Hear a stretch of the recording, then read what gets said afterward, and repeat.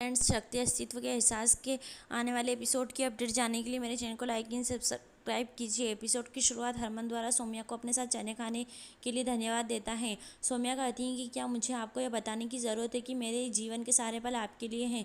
हरमन पूछता है कि दूसरों को समय देने के बारे में क्या। सौम्या कहती है कि सभी रिश्ते अहम होते हैं। हरमन उसे सिर्फ अपनी पत्नी बनने के लिए कहता है। वह कहता है कि उस दिन हम अपने जीवन के बारे में बात करेंगे। सौम्या कहती है कि मैं 1 घंटे के लिए किसी की बहन, बेटी या बहू नहीं हूँ, और कहती है कि मैं सिर्फ तुम्हारी गुलाबों हूँ। मोहिनी हरकसी से कहती है कि वह खाना नहीं बनाएगी। वह कहती है कि उसके हाथों से मसालों की गंध आ रही है। हरकसी कहता है कि कभी कभी हमें काम करना पड़ता है। मोहिनी कहती है कि तुम मुझे काम करने से रोकोगे क्योंकि मैं तुम्हारे बच्चे की माँ बनने वाली हूँ, लेकिन तुम मुझसे जाकर खाना बनाने के लिए कह रहे हो। पार्क में हरमन और सौम्या साथ में हैं। सौम्या को किसी का फ़ोन आता है और वह कहता है कि तुम किन्नर हो तो ये सच तुम सबको बता दोगी, नहीं तो तुम्हारा पति जीवित नहीं रहेगा। वह उसे धमकी देता है और वह अपनी धमकी के बारे में किसी को न बताने को कहता है और हंसता है। सौम्या डर जाती है कि वो कोई आदमी की पर गोली चलाता है। हरमन उसके पीछे दौड़ता है और वापस आता है, पूछता है कि हमलावर कौन था।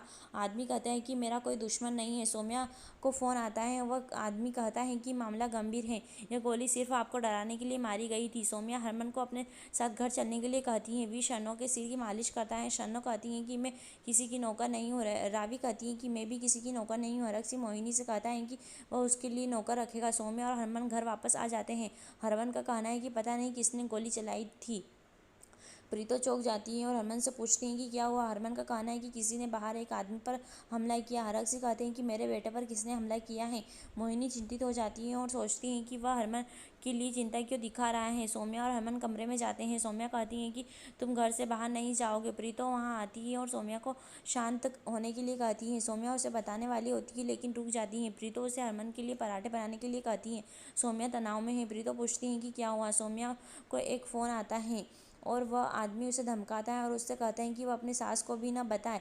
वह उससे धमकाता है और किन्नर की तरह बात करता है। सौम्या चिंतित हो जाती है और माता रानी से पूछती हैं कि क्या करना है। वह हरकसी को प्रीतो का तलाक के कागजात देने वाली बात को याद करती हैं और सोचती हैं कि वह हरमन को नहीं बता सकती, और सोचती हैं कि वह मुझ पर कैसे नज़र रख सकता है। हरमन उठता है और पूछता है कि वह किसे याद कर रही हैं। सौम्या कहती है कि उसे पानी नहीं मिल रहा है। वह पानी लेने चली जाती हैं। सौम्या मोहिनी को किसी से बात करते हुए देखती है और उसका फ़ोन लेती है और पूछती है कि वह कौन है।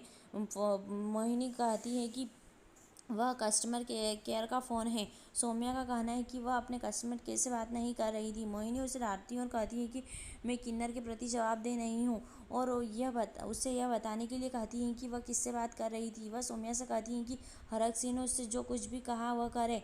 हरकसी आता है और मोहिनी से पूछता है कि क्या हुआ। मोहिनी कहती है कि उसने मेरा फ़ोन छीन लिया और ऐसा व्यवहार करती है जैसे वह असली बहू हो। वह कहती है कि मैं तुम्हारी सनम जी हूँ। प्रीतो का पूछती हैं कि तुम उसे हमेशा किन्नर क्यों बुलाती हो। हरकसी ने उसे डांटा। हरमन पूछता है कि वह यहाँ क्या कर रही हैं। प्रीतो कहती है कि हमें क्या करना। सौम्या चुप रहती है। प्रीतो सोचती है कि वह निश्चित रूप से कुछ छुपा रही है। यही एपिसोड समाप्त हो जाता है।